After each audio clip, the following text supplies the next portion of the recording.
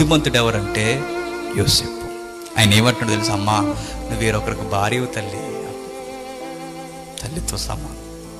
అమ్మాయి ఆవిడంటుంది, ఓయ్ కనీసం వాట్సాప్ నెంబర్ అన్నీ అంత.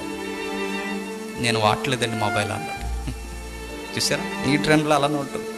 కనీసం హాయ్ చెప్పు, కనీసం నాకు హాయ్ కూడా చెప్పు, కనీసం మాట్లాడు. దారిలో కనబడినప్పుడు ఆయన అన్నాడు, వందనాలు చెప్తానమ్మా అన్నాడు. ఎందుకు? I'm Christian. అది మన ట్రెండ్లో మాట్లాడుతున్నాను. కనీసం నువ్వు హాయ్ కూడా కొంచెం లవ్లీగా మాట్లాడవచ్చు కదంటే, లేదమ్మా గాడ్ బ్లెస్ యూ అని చెప్తానంటాడు. అది జోసెఫ్. ఎందుకు ఆయనకి సింహాసనం ఎక్కడ? బాగా వినండి, ఆయన బ్రతికేంటి ఐగుప్తులు అంటే దాసుడు. ఆయన జీవితం ఎలా ఉందంటే అధ్వానంగా ఉంది. అలాంటి దాసుడైన వాడు పెంటకన్నయనమైన చెరసాల్లో బతికాడు ఆయన. అలాంటి వాడు ఎక్కడికెక్కడ తెలుసా? సింహాసనం మీదకి ఎక్కడ. ఎందుకంటే ఒకే ఒక్క మాట, పవిత్రత. బైబిల్లో ఉన్న మాట ఏంటో చెప్పిన, యథార్థవంతులు తప్పక వర్ధిల్లుదురు. ఇది ఎప్పటికే. నీ యథార్థతను పోగొట్టుకోకు. ఎప్పటికి నువ్వు ఒక్కలా నుండు.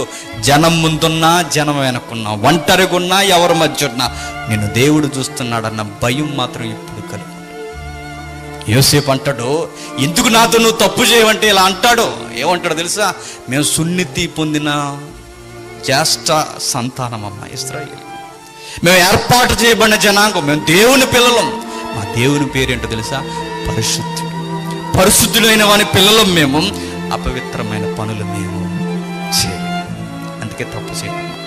నేను ఆయన కనుదృష్టికి ఇట్టి ఘోరమైన కార్యము నేను ఎట్లా చేయమంటావు? నా వాళ్ళు అవుతాను. చూసారా, అక్కడ నుండి తప్పించుకుని పరిగెట్టుకొచ్చాడట. అదే సీన్లో మనం ఉంటే కొంచెం లాజిక్గా, అదే సీన్లో మనం ఉంటే ఎదుక్కు లేని నాకు ఒంటరిగా బ్రతుకుతున్న ఈ దేశంలో ఎంత చక్కటి తోడునిచ్చావా మహాప్రభు అనుకుంటే ఎవరికి? దేవుని కృతజ్ఞతాస్తుతులు, కృతజ్ఞత కూడుకులు పెట్టేస్తున్నా. విషయం ఏంటి చెప్పిన, హోదాలో ఉన్న వారితో, సెలబ్రిటీలతో అక్రమ సంబంధాలు పెట్టుకున్నాను అనుకోండి, స్థాయి పెరుగుద్దా తగ్గుద్దా? పెరుగుద్ది. సెలబ్రిటీలతో, హోదాలో ఉన్న వారితో ఇలాంటివి సాటింగ్లు ఇలాంటివన్నీ పెట్టుకుంటే మన గౌరవం పెరుగుద్ది. కానీ యేసేపు అన్నాడు, ఈ పనికి మాలిన గౌరవం నాకు వద్దు, నాకు వద్దమ్మా, నువ్వు అమ్మతో సమానం నాకు అన్నాడు. దేవునికి నచ్చాడు.